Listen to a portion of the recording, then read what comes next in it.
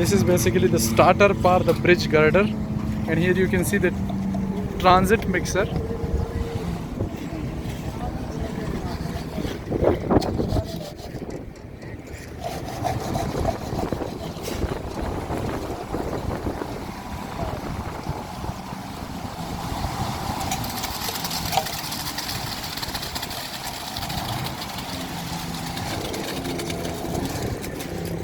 This is basically the leveling process.